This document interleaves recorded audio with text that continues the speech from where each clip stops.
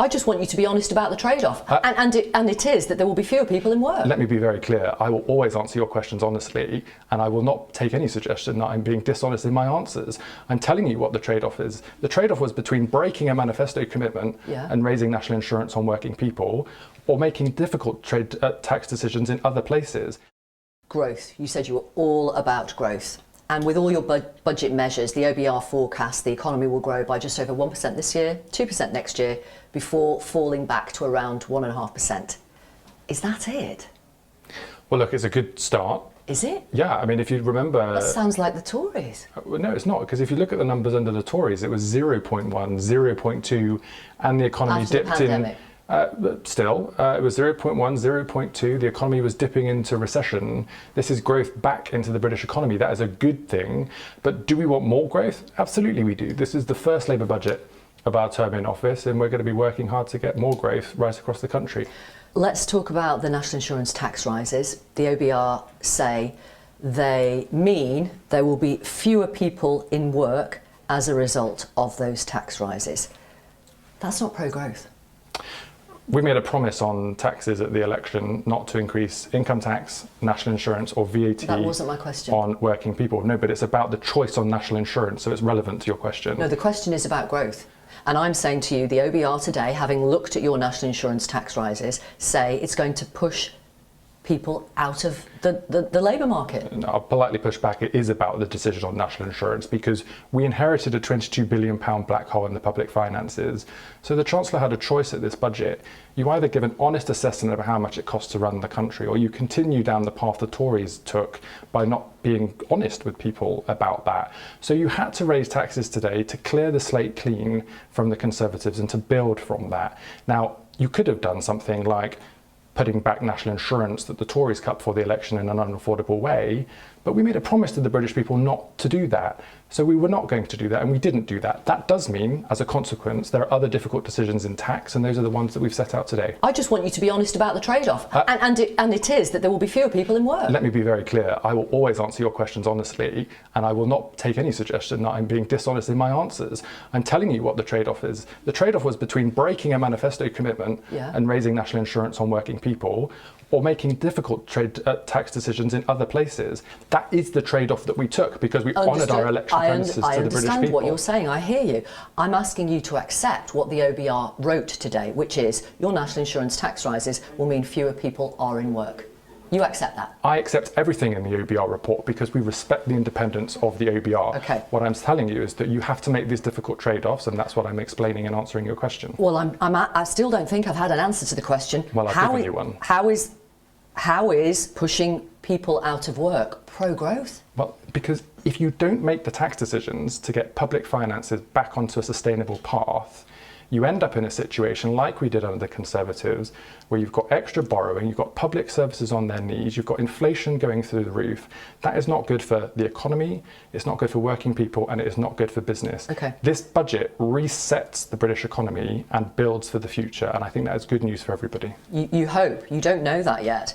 If you increase national insurance employers' contributions, the OBR also say it will have a negative impact on people's wages. How is that pro-growth?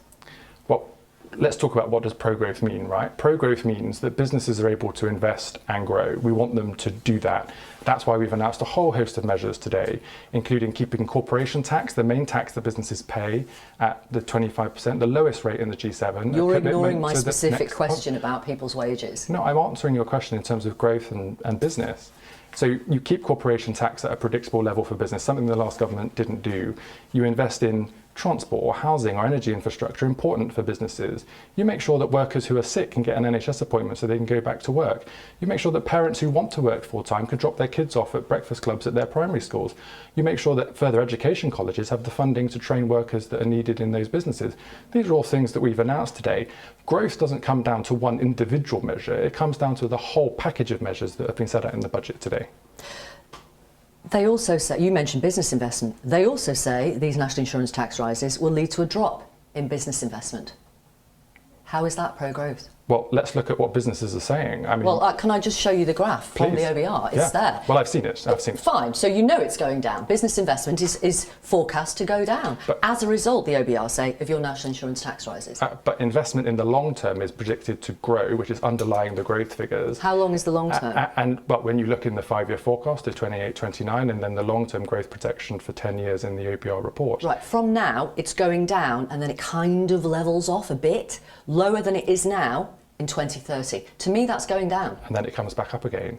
Well, the graph doesn't go past 2030. Do you have the 10-year graph? I've got the OBR report, chart 2.6, business investment as a share of GDP. Sure, I could show you the other graphs, but I don't have them in front of me. But let's test what the real decisions are in the economy. We had an international investment summit only a few weeks ago, £63 billion worth of investment invested in the UK on the basis of a stable government once again. Investment is flowing.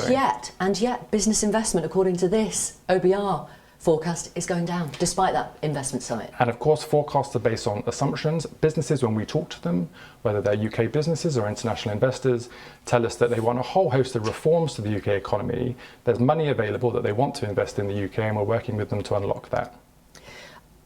The NHS is getting an extra £22 billion over 2 years.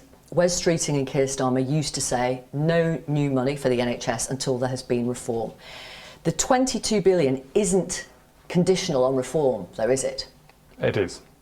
Where were the conditions today? I didn't hear them in Rachel Reeves' speech. In the spending settlements that we do with departments, we publish 1 year today for 25-26. We've got to do the second phase of the spending review coming out of this budget.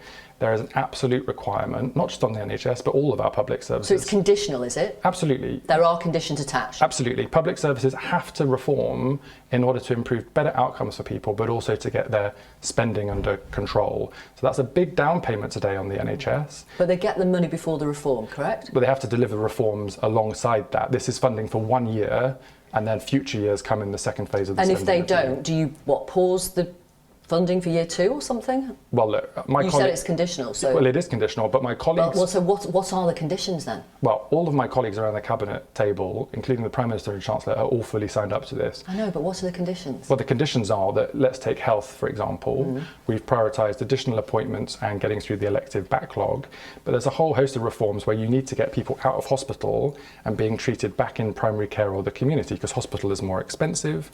You've got to do work on social care because that's managed by local authorities, and you need to help people get out of hospital wards more effectively.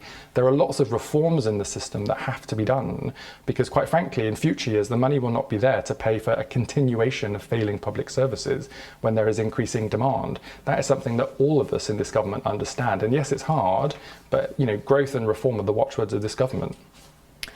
I want to ask you about farmers finally, if I may.